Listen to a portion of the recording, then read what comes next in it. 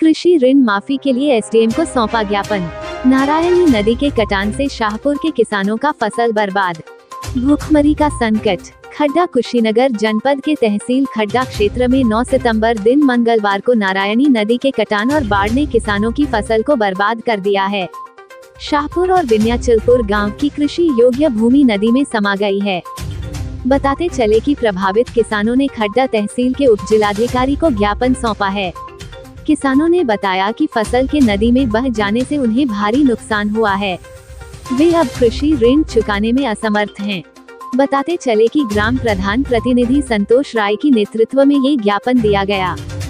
शाहपुर व विन्याचलपुर के किसानों के सामने भूखमरी का संकट उत्पन्न हो गया है। कृषि ऋण का बोझ उनकी परेशानी को और बढ़ा रहा है। किसानों ने प्रशासन से तत्काल राहत की मांग की है। ग्रामीणों को उम्मीद है कि प्रशासन उन खबर यूपी 57 में आज हमारी मौजूदगी कुशीनगर के विधानसभा खड्डा में उपस्थित है। यहाँ पे काफ़ी सैकड़ों की संख्या में ग्राम पंचायत शाहपुर के निवास के लोग आए हुए हैं, जो नारायणी नदी के किनारे ये बसा गांव है। आइए हम इनसे पूछना चाहेंगे कि ये लोग किस लिए यहाँ पर आए हैं, क्या इनकी मांगे हैं। क्या मांगे हैं आपकी? सर, मांग ये है कि हमारा घर शाहपुर नौका टोला है। हमारा नाम है लालू साहनी जी।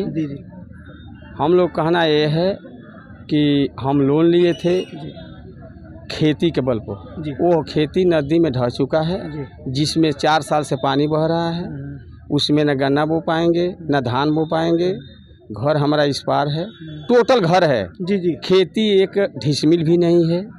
तो हम ये चाहते हैं कि सरकार से निवेदन करते हैं कि हमारा लोन को माफ़ किया जाए। यानी नारायणी नदी के किनारे ये बसा गांव है। ये उधर खेती किए हैं, अपना गन्ना फसल के लिए लोन लिए थे, जो गन्ना तो नहीं हो पाया। इस समय ये कहाँ से चुकाएंगे?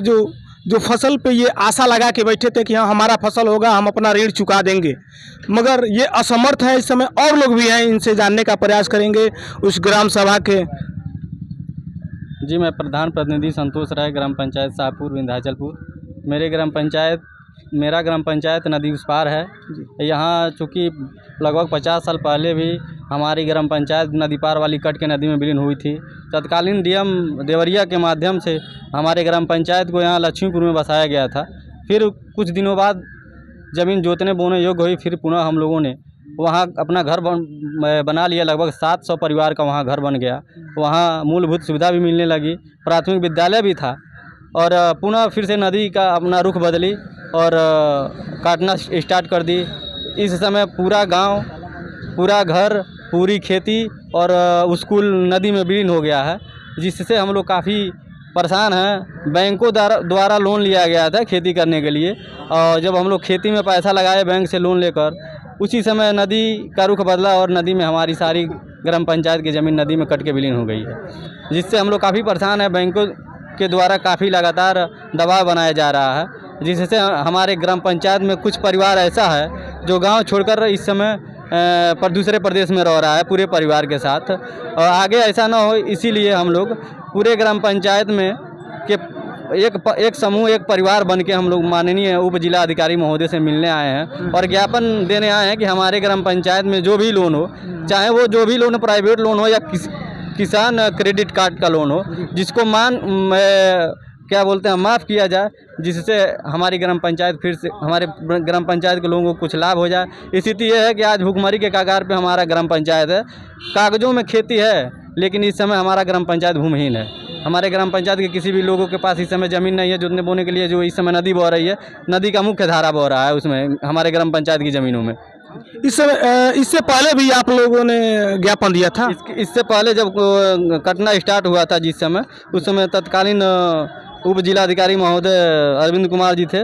उस समय भी हम लोगों ने ज्ञापन दिया था, जिसमें ये पेपर में आप देख सकते हैं, जिसमें निकला था खाना बदोश की ज़िंदगी जीने को मजबूर ग्रामीण और बाढ़ से प्रभावित गाँव में शामिल करने की मांग, और जिसमें प्राथमिक विद्यालय भवन का एक हिस्सा नदी में विलीन हो गया। अच्छा। ये पेपर में उस समय भी निकला था और तत्कालीन SDM महोदय ने त्रिस्तरीय टीम बनाकर जांच भी करवाया था, जिसमें सही पाया था। हमारे ग्राम पंचायत उस समय आधा ग्राम पंचायत कर चुका था, सही पाया था और सही पाने के एवज में सरकार के द्वारा कुछ किसानों का खेत जो नदी में विलीन हो गया था उस समय उनको मुआवजा के तौर पे कुछ पैसा भी मिला था।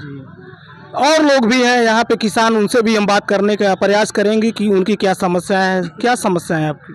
समस्या यही है कि सरकार के द्वारा काफ़ी लोन लिया गया था ग्राम सभा में और प्राइवेट लोन भी लिया गया था जो खेती के लिए लिया गया था। खेती हुआ और उस समय सारा खेती जो है नदी में विलीन हो गया, तो लोन देने में हम लोग सक्षम नहीं है। तो हम सरकार से ही मांग करते हैं कि लोन को माफ़ किया जाए। यानी ये सरकार से गुहार लगा रहे हैं कि इस समय हम लोग लोन देने में असमर्थ हैं, जिसके भरोसे हमने फसल लगाई थी उसकी हम लोन चुका देंगे फसल के, मगर वो फसल नहीं हो पाई और नदी में विलीन हो गई।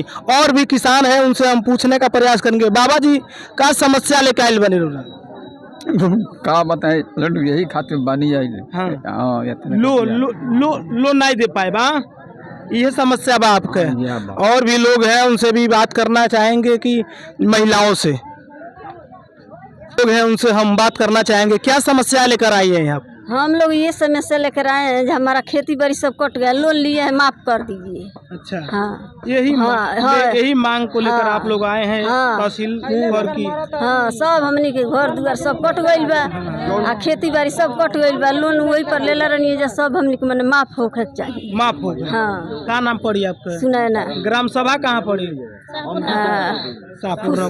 और भी तमाम महिलाएं हैं, उनकी समस्याओं को हम चाहेंगे कि क्या समस्या है। सर हम तो समोई ले बनी जा, समोई के चलते समोई काट के रेता में खेत बन जा, रेते में पट्टा बा, हमनी के खेती बाड़ी घर दुआर हमनी के लोन वही जा लेके वही जा बोनी जा जोतनी जा, गंगा जी हमनी के काट डाली सब खेत में।